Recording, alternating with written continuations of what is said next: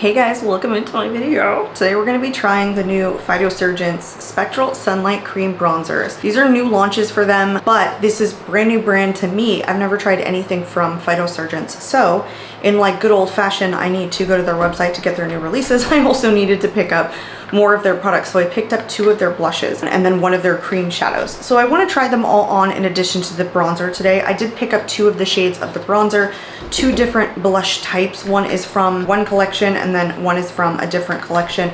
So that is what we're going to do today. So if you're interested in seeing a little Phytosurgence try on, stay tuned. I actually wanted to start with the eyes first, just to test that formula out. I am going to throw a shadow on into the crease. I'm taking just a crease shade from my Laura Geller The Delectables. This is the Earthy Essentials palette. And I'm going to take this Driftwood shade here, just really any kind of transition shade that is a little bit on the warm side, I feel. Cream shadow in Starlight Symphony. It's going to be lighter and it's more of a champagne color, so it would look good. Just a very light bronzy tone all over. Okay, let's go into this cream eyeshadow first. This is called the Flash Florescence. This comes from the Celestial Ceremony collection, and there were 4 shades in this collection. I picked up the shade Starlight Symphony. They all come in glass containers in the blushes and with the eyeshadow. Again, this is in Starlight Symphony. I already swatched this once and it's harder. It's definitely a non-emollient kind of formula. It does have a pretty decent base to it, but it's very, very light on the light reflection.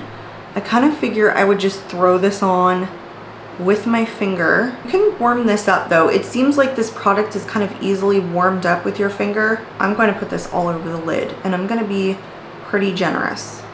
I am not going to be precise. I kind of feel like you have to be a little bit rough in the pan to really pick this up on your finger. It kind of took a lot to get it out. I feel like you really move the product around, maybe even like break some of the top layer off to really get at least like the pigmentation that I like. I think it has a pretty good base. This is a very light shade. It's the lightest one in this collection. It's kind of a chunkier formula, or at least as much as I was kind of digging into it. It looks like very textured on the lid, as you can see.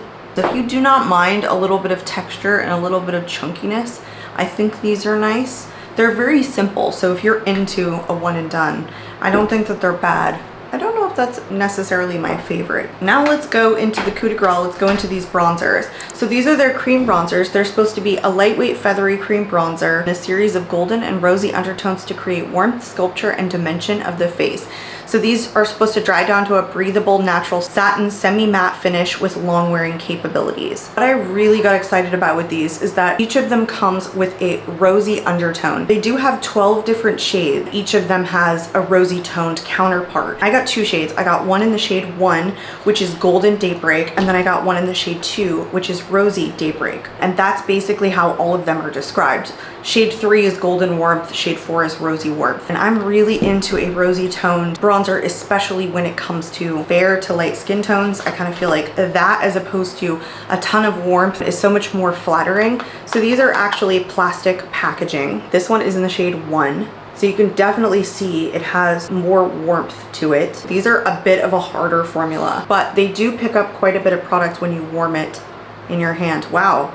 Even though that looked warmer in the pan, it's a really, really beautiful shade. They nailed this. There is not a ton of orange in the pigment. Let's swatch shade 2. Here's them side by side. You can see this one has more red pigmentation in it. Just a slight rosy tone. Very, very slight. But it's still very, very neutral. These are nicely shaded. A lot of brands don't get it right, especially for fair skin.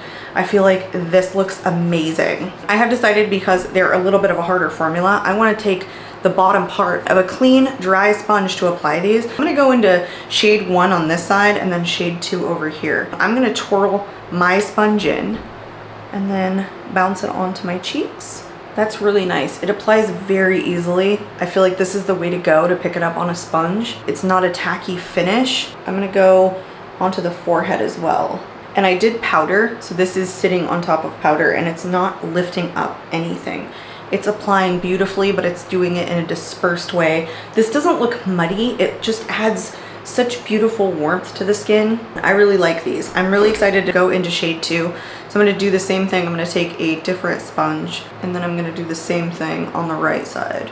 I think that I actually prefer the one with a little bit of warmth a little bit better because this one on the right side is a little bit more gray leaning, very slight amount of a rosy tone, but it definitely looks more gray on my skin. And I almost feel like you would use this one more for a sculpting product and then the other one as a bronzer. At least on my skin tone, that's kind of how it looks when I'm looking in the mirror up here. They're very different.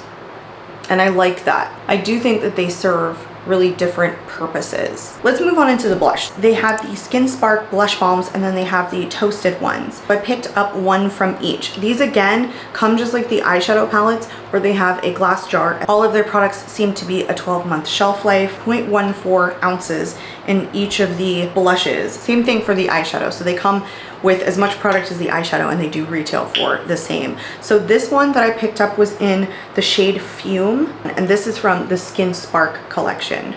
These are much more emollient than the bronzers. This is a beautiful, beautiful mauve shade that I feel like could work across a multitude of skin tones. They say that it's a cheek color with customizable intensity, so it's a buildable formula. It's a moussey cream that resembles a soft chocolate truffle in texture. It melts to the touch but dries down to a soft, natural, somewhat powder-like finish that does not remain sticky or greasy. It definitely seems like they want you to apply this with a fluffier brush. It's our vision of bringing together skincare and makeup together, an essential oil and fragrance-free blend of waxes, butters, and oils mixed with minerals and pigments. This line of blush balms is something special. Natural, somewhat powder-like finish. I'm gonna take just a straight up fluffy brush and I'm gonna pick it up straight from the product, but I'm gonna bounce it off on the back of my hand. Look how much is coming off. Because it's such an emollient formula, you're gonna pick up a ton. So you could really just go in with a really light hand. Wow. Wow, that's really, really pigmented.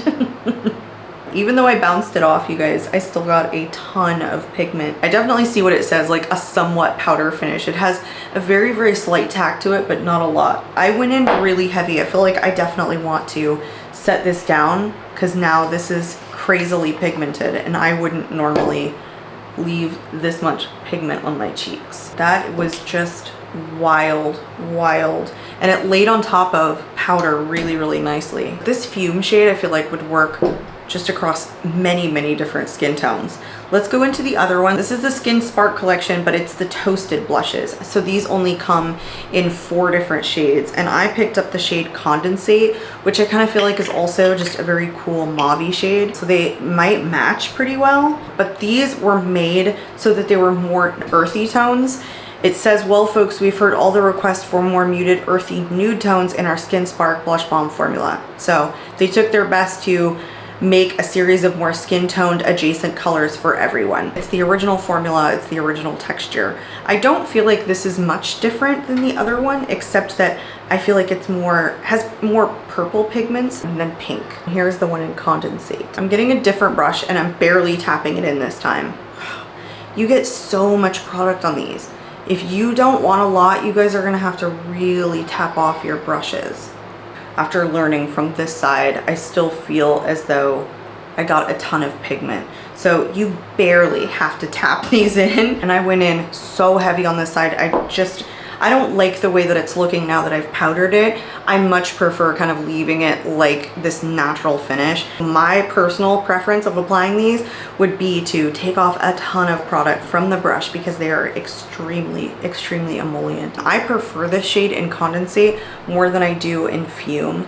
They're very beautiful formulas. I am obviously trying them for the first time, so I didn't know how I wanted to apply them or how pigmented they were gonna be, but they're quite beautiful. I am going to quickly finish up my eye makeup. I'm gonna throw on some mascara and a little bit of highlighter and we will be right back. Okay, we are back. I finished up my eyes, threw on some mascara, and I'm sitting here kind of looking at these blushes. Definitely the way that I would apply them is I would really bounce out my brush in the future because I like the natural bit of radiance that this side had. I didn't like the way that it looked when I powdered over it, I kind of felt like it was a little bit flat. These are just really, really emollients. Plus they're really, really pigmented. So I threw on quite a bit of highlighter to just bring some of that like shine back in and take away some of the flatness that this side was looking. If you guys like really vibrant shades, I feel like the 9 shades that they have in their original line is really nice. Again, 4 different shades and kind of the earthy tones. I feel like this side here is really good for people with neutral undertones or even cool undertones. It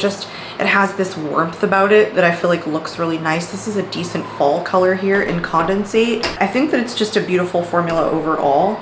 Now the bronzers, I definitely preferred on bare skin before putting blush on the side that was in shade 1 that had the little bit of warmth. But by the time I applied the blush, I kind of preferred the more rosy tone or cooler tone side just a little bit better. The formula is really good though. It doesn't lift up anything. I really like that. I feel like it was an easy formula to work with.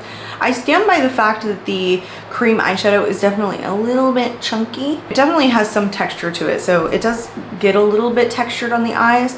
I feel like for mature skin that might bother some people, but the pigment is light and natural, and so I like that about it. I'd love to know in the comments, you guys, whether or not you tried Phytosurgence, if you saw these new bronzer launches and if you were interested in picking them up, or if you've already picked up some shades and how you feel about it. Of course, I'm trying the brand for the first time, so these are my first impressions, so I'd love to hear your experience with the brand and their shadows and their blushes. I know some of you that do watch my videos have even recommended the blushes to me or had said that they're some of your favorites, so I'd love to hear more of that in the comments below. I'm out of here for today, you guys. I hope you enjoyed, and I hope to catch you all in my next video.